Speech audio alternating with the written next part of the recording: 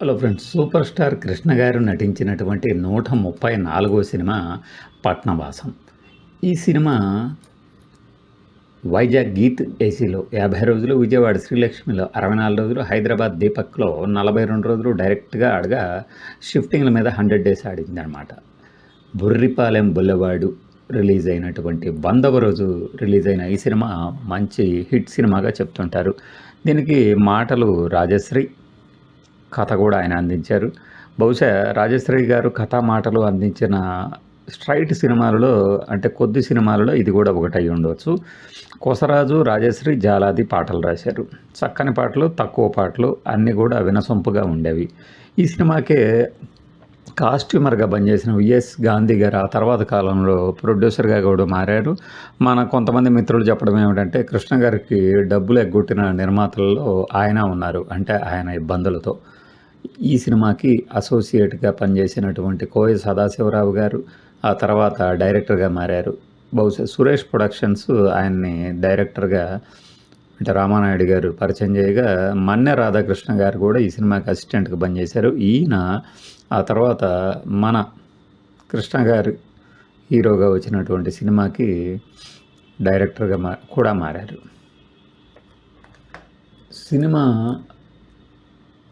సినిమాలో మనకి అసలు సిసలు తెలుగు పల్లెల వాతావరణం కనిపిస్తుందన్నమాట. నాకు ఆ బండల నేల, నిలువు రాళ్ల గోడలు, కొండల దగ్గర ఇళ్ళు, ఆ దేవాలయం ఇవన్నీ చూసినప్పుడు గుంటూరు జిల్లాలోని మా పొన్నూరు కానీ, లేదంటే పేరేచెర్ల కొండల దగ్గర కానీ ఎక్కడైనా చిత్రీకరించారేమో అనుకున్నాను. ఆ తర్వాత ఈ సినిమా పుస్తకం ఉంది కదా, మన దేవుడు లాంటి మనిషి, దానిని వెతుకుతున్నప్పుడు అందులో కనిపించింది నిజమే. అది అమరావతి పరిసర ప్రాంతాల్లో చిత్రీకరించారంట. ఎంత సహజంగా ఉంటాయంటే ఆ పల్లెటూళ్ళు, ఇళ్ళు అవన్నీ కూడా. ఓవైపేమో మనకి సపారం అంటూ ఉంటారు, తాటాకుల పందిర్లాగా జమ్ముతో చేసే ఇళ్ళు. అలానే అక్కడ పంట పొలాలు, ఆ మధ్యలో చిన్న చిన్న ఇటుకలు పేర్చిన గాడి పొయ్యిలు లాంటి పొయ్యిలు, గాడి పొయ్యిలు కాదు కానీ ఈ ఇటుకలతో కలిపి ఒక పొయ్యిలాగా తయారు చేసి వాటి మీద వంట సరంజామా అంతా చేస్తూ ఉంటారు. అలాంటివి ఒక పల్లెటూరులోని పేద కుటుంబాలు ఎలా బతుకుతాయో అలాంటి కుటుంబంలో కథానాయకుడిగా కృష్ణ గారు కనిపిస్తారు. అయితే ఈ సినిమాకి సంబంధించి పి చంద్రశేఖర్ రెడ్డి గారు డైరెక్టరు, విజయ నిర్మల గారు ఇందులో హీరోయిన్ కాగా, ఇందులో పిసి రెడ్డి గారిలోనే ఒక శృంగార దర్శకుడు, శృంగార వాసి మనకు బయటపడతారు. ఎక్కడంటే ఈ చేసేది పట్టణవాసం, మేసేది పల్లెల గ్రాసం అంటూ ఒక hit song, title justification song ఉంటుంది. అందులో జయమాలిని గారి తొడల మీద ఆయన ఫోకస్ పెట్టిన తీరు, కాళ్ళ కింద నుంచి కెమెరా చూపించిన యాంగిల్స్ చూస్తే ఇప్పటి రామ్ గోపాల్ వర్మ గారు ట్రై చేసిన కొన్ని యాంగిల్స్ అప్పుడే ఆయన చూశారనిపించింది. అట్లానే క్లైమాక్స్లో శ్రీప్రియ గారు ఇందులో ఒక ప్రధాన పాత్ర పోషించగా, శ్రీప్రియ గారిలోని ఒక గ్లామర్ యాంగిల్ని ఆయనలోని దర్శకుడికి ఎక్కడా దొరకపోగా, క్లైమాక్స్లో మాత్రం గిరిబాబుని రక్షించడానికి, ఊబిలో పడిన గిరిబాబుని రక్షించడానికి ఆమె తన ఒంటి మీద ఉన్నటువంటి చీర అందించి సాయం చేస్తుంది. అక్కడ ఆమెలోని సెక్స్ అప్పీల్ని డైరెక్టర్ గారు చక్కున పసిగట్టేసి ఆ సీన్ని చూపిస్తారు క్లైమాక్స్లో.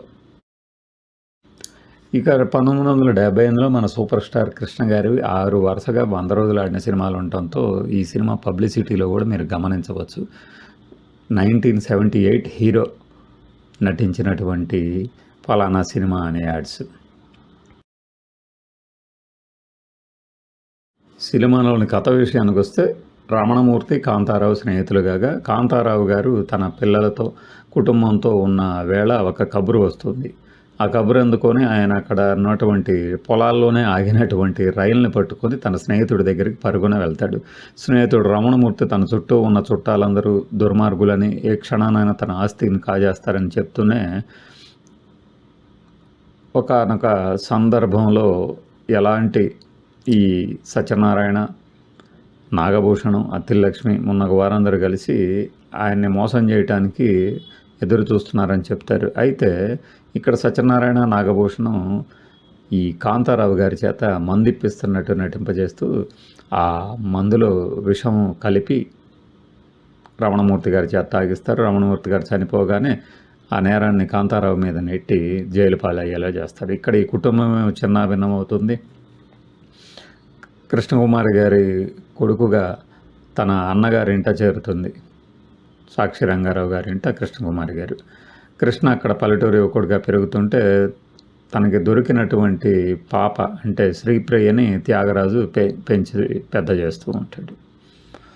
ఇక్కడ ఇంక పెరిగి పెద్ద అయినటువంటి రమణమూర్తి గారి కూతురే విజయ నిర్మల. మనకి ఈ సినిమాలో విజయ నిర్మల గారిని చూడటం అంటే గ్లామరస్ హీరోయిన్లు ఎంతోమంది వచ్చిన తర్వాత కూడా కృష్ణ గారికి పేరుగా ఆమె నటించడం ఇప్పటి ప్రేక్షకులు చూసి ఇది నప్పలేదు అనుకోవటం సహజం.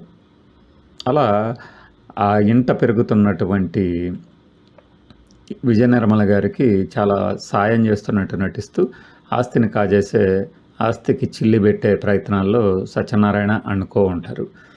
ఈ సందర్భంలోనే గిరిబాబు అంటే సత్యనారాయణ గారి కొడుకైన గిరిబాబుని విజయ నిర్మల్ని పెళ్లి చేసుకునేలాగా ప్రేమించేలాగా చేసుకోమని ఉసుగొలుపుతుంటారు. అయితే ఇతగాడు మన గిరిబాబుని చూడగానే ఎలా ఉంటుందంటే మనకి ఇక్కడ రోజువారీ కార్యక్రమాల్లో కొంతమంది మోసగాళ్ళు తారసపడుతుంటారు. అమ్మాయిలు కనిపిస్తే చాలు ఏదో రకంగా వల విసరటం. అదే పెళ్ళైన వారైతేనేమో రకరకాల ఆశలు చూపించే అటు పొలిటీషియన్లు కావచ్చు, సినిమా వాళ్ళు కావచ్చు, బయట కనిపే మనుషులు కావచ్చు, అలాంటి మోసగాళ్ళకి ఒక నిలువెత్తు నిదర్శనంలా గిరిబాబు కనబడతారు. ఆ క్రమంలోనే ఆ పల్లెటూరుకు వచ్చి శ్రీప్రియ మీద కన్నేసి ఫోటోలు తీసి ఆమెని కైవసం చేసుకుంటాడు. ఇక్కడి నుంచి కథ ఇక కృష్ణ గారి వైపు చూస్తే కృష్ణ గారేమో ఊరిలోని అందరి బాధలు తన నెత్తి మీద వేసుకొని అల్లరి చిల్లరిగా తిరుగుతున్నట్టు కనిపిస్తూ ఉంటాడు, కానీ అతనిలోని మంచితనం ప్రకాశించదు. ఆ సందర్భంలో ఈ శ్రీప్రియని ఒక రౌడీ వెంటపడి ఫైట్ మాస్టర్ రాజు కనిపిస్తాడు. ఇక్కడ వెంటబడి వేధించబోతే వాళ్ళకి బుద్ధి చెప్పే క్రమంలో తన మేనమామైనటువంటి సాక్షి రంగారావు పంటలను కూడా ధ్వంసం చేయడం జరుగుతుంది. దీని మీద కృష్ణకుమారి గారు సాక్షి రంగారావు గారు ఎంత చెప్పినా ఆయన వినడు. కథలో ఉపకథలాగా సాక్షి రంగారావుకి ఒక పడుచు పెళ్ళం, ఆ పడుచు పెళ్ళం తాలూకు కోరికలతో తీర్చాలనే ఆసక్తి కూడా లేకపోవడంతో ఆ పడుచు పెళ్ళం కాస్త సాక్షి రంగారావును సాధిస్తూ ఉంటుంది. ఇదంతా కూడా మనకి వెనక బ్యాక్గ్రౌండ్లో పల్లెటూరు వాతావరణం కనిపిస్తూ ఉంటుంది. చాలా చక్కగా హాయిగా ఉంటుంది. ఇక్కడ కృష్ణ గారి మంచితనం ఆయనకే ఒక శాపంలాగా మారి ఇంటి నుంచి వెళ్ళిపోవాల్సి వస్తుంది. ఒక రోజంతా దూరంగా ఉన్నటువంటి కొడుకుని చూస్తూ ఉండబట్టలేక భోజనం తీసుకెళ్ళి క్రమంలో ఒక కొండ మీద నుంచి పడి గాయాల బారిన పడి కృష్ణకుమారి గారు చనిపోతారు. ఆ దెబ్బతో ఇక కృష్ణ గారు పట్టణ వాసానికి బయలుదేరుతారు. అక్కడ రాజబాబు తనని మోసం చేస్తాడు. మోసం చేసి ఆయన దగ్గర ఉన్నటువంటి డబ్బు దశకం కాజేసి పారిపోయారనుకుంటాడు.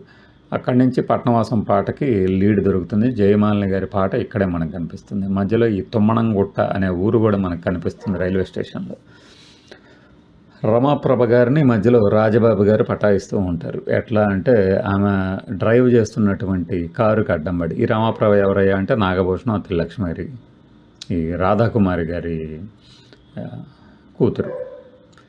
ఇక ఇట్లా సాగుతున్న కథలో గిరిబాబు గారు యథావిధిగానే అన్ని సినిమాల్లో చేసినట్టే శ్రీప్రియని మోసం చేసి తాను పట్టణానికి చెక్కేస్తే ఆమెను వెతుక్కుంటూ వచ్చినటువంటి శ్రీప్రియకి ఆర్జా జనార్దన్ రావు గారు కనిపిస్తారు. ఈ ఆర్జా జనార్దన్ రావు గారు మనకు అనేక సినిమాల్లో ఆంజనేయ స్వామిగా పనిచేసి ఆంజనేయ స్వామిగా పాత్రని పోషించి ఎంతో పాపులర్. కృష్ణ గారి సినిమాల్లో అడపాదడపా కనిపిస్తూనే ఉంటారు. ఆర్జా జనార్దన్ రావు గారు ఎవరినైతే వెతుక్కుంటూ వచ్చావో ఆయన దగ్గరికి నేను చేరుస్తానని తీసుకెళ్తాడు. వాస్తవానికి ఆయన మోసం చేయాలనేది. ఒక పెట్ట వచ్చింది పల్లెటూరు నుంచి, మీరు ఒక పట్టుబట్టాలంటూ గిరిబాబుని తీసుకొస్తే గిరిబాబుని చూసి ఎవరి కోసం తాను వెతకబోయానో ఆయనే లభించాడు, నిజమే చేశాడు ఒక మహానుభావుడు అనుకుంటూ అమాయకంగా చెప్తుంది శ్రీప్రియ. గిరిబాబు చేసేది లేక కవర్ చేసి ఆమెకి అక్కడి నుంచి టోకరా ఇచ్చి మళ్ళీ పారిపోతాడు. అలా శ్రీప్రియ చివరికి ఒక కూలి పనులు చేసే స్థాయికి వెళ్ళగా అక్కడ సినిమా షూటింగ్కి వచ్చినటువంటి అంటే రాజబాబు ఈ మధ్యలోనే సినిమా షూటింగ్లలో తాను ఒక డైరెక్టర్గా తాను ఒక చిన్న పాత్రలు పోషించుకునే వాళ్ళలాగా తయారవగా ఈ సినిమా షూటింగ్ దశలోనే ఒక చివరగా ఉన్నటువంటి ఆ కూలి పనుల కాంట్రాక్టర్ ఆమె మీద చేయైపోగా వాడికి లెఫ్ట్ అండ్ రైట్ ఇస్తుంది శ్రీప్రియ. ఈ శ్రీప్రియను చూసి వెంటనే తన సినిమాలో ఇలాంటి క్యారెక్టర్ కావాలంటూ హీరోయిన్ చేస్తాడు డైరెక్టర్. అట్లా ఆమె లైఫ్ టర్న్ కాగా ఇక్కడ కృష్ణ గారు పట్టణానికి వచ్చి తిరిగి తాను పల్లెలో ఉన్నప్పుడు విజయ నిర్మల గారిని ఆట పట్టించిన విధానం గుర్తు తెచ్చుకుంటారు. అక్కడ విజయ నిర్మల గారు ఈ గోపిని చూసి తన ఇంటికి తీసుకెళ్ళి తనని కాపాడింది రౌడీల నుంచి అని చెప్పేసి ఆ ఇంట్లోనే ఆశ్రయం ఇస్తుంది. అట్లానే అతనిలోని మంచితనాన్ని ప్రేమించి అతనికి ఒక చదువు సంధ్యలు చెప్పించాలని చెప్పిస్తుంది. అట్లా పల్లెటూరు ఒక నాటు యువకుడి నుంచి ఒక సూటు బూటు వేసుకునే నవయువకుడిలాగా కృష్ణ గారు తయారవుతారు. ఇక్కడ కృష్ణ గారు తన మేనమామని ఈ విజయ నిర్మల్ గారి ఆస్తుల తాలూకు పంట పొలాల కౌలుని ఎలా తింటున్నాడో తెలుసుకుని మందలించి ఆ తర్వాత తిరిగి తాను ఆఫీస్లో ఉన్నంత వరకే ఆఫీసర్ అయితే బయటికి వస్తే మన బంధుత్వం మామూలే అంటూ సాక్షి రంగారావు గారికి దగ్గర అవుతారు. సాక్షి రంగారావు గారు పిచ్చాత్తాపడిపోయి తన ఊరికి తాను బయలుదేరుతాడు.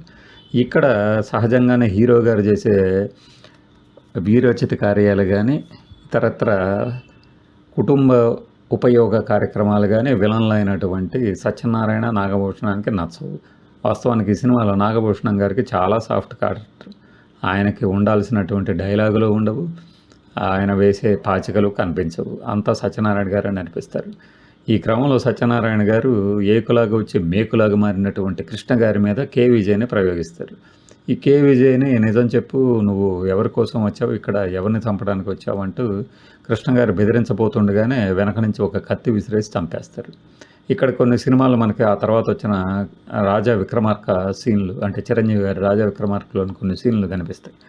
ఆ తర్వాత ఇక కృష్ణ గారి మీద హత్యానేరం మోపబడి ఆయన జైలుకి వెళ్తాడు. అక్కడ జైలు శిక్ష అనుభవిస్తున్నటువంటి కాంతారావు గారిని కలుస్తారు. అలా ఈ తండ్రి కొడుకులు ఒకళ్ళై తన కూతురు మాత్రం ఎక్కడో వెళ్ళిపోయింది అనుకుంటున్న తరుణంలో తన చెల్లెలుగా భావించినటువంటి శ్రీప్రియ తన అసలు చెల్లెలు అని చెప్పేసి తెలుసుకుంటారు కృష్ణ గారు. ఇట్లా ఇక కథ క్లైమాక్స్కి చేరబోతుండగా అసలు విజయ నిర్మలని ఎవరు చంపబోతున్నారు, తన మీద హత్యానేరం మోపింది ఎవరు అని తెలుసుకోవడానికి కృష్ణ గారు కోయిదర రూపంలో వెళ్ళి కొన్ని మాయలు ప్రదర్శించేసి వాళ్ళందరిని ఆకట్టుకున్నట్టు నటిస్తారు. ఈ సందర్భంగా కృష్ణ గారు ఇక్కడ చేసే ఒక పాటలో ఒక నేలపైన కూర్చొని రౌండ్గా సర్కిల్గా తిరిగే ఈ డ్యాన్స్ అనేది చూసి ఆశ్చర్యం వేసింది. ఇలాంటి మూమెంట్స్ కూడా గురువుగారు చేశారా అనిపిస్తుంది. వాస్తవానికి దేవుడు లాంటి మనిషిలో కూడా అంటే ఆ పుస్తకంలో కూడా దీని గురించి ప్రత్యేకంగా వివరించారు డ్యాన్స్ మాస్టర్ శ్రీనివాస్. అట్లా తనకి చేయలేనివి అనుకున్నవి కూడా కృష్ణ గారు చాలా అవలేలుగా చేసేవాళ్ళు.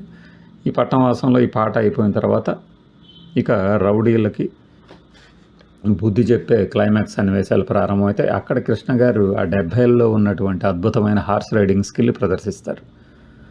ఇలా క్యారెక్టర్లన్నీ క్లైమాక్స్కి జరగా గిరిబాబు గారు కూడా ఈ విలన్ల గ్యాంగ్లో కలిసే ఉంటారు. కానీ చివరిలో తాను ఒక ఊబిలో పడిపోయినప్పుడు నేను మొదట్లో చెప్పినట్టు తన భర్త కాకపోయినప్పటికీ కూడా తన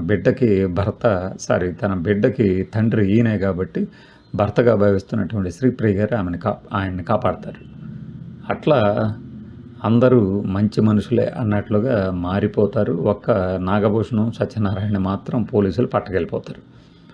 ఇక్కడ క్లైమాక్స్లో నేను గమనించింది దేవుడు చేసిన మనుషులారా అనే ఒక టైటిల్ సాంగ్ మ్యూజిక్తో ముగింపు పలుకుతుంది. ఇది ఈ పట్నవాసం సినిమా గురించినటువంటి ఒక చిన్న జ్ఞాపకం. ఇది మా నరసరావుపేట ఈశ్వర్ మహల్ సినిమా థియేటర్లో రిలీజ్ అయింది.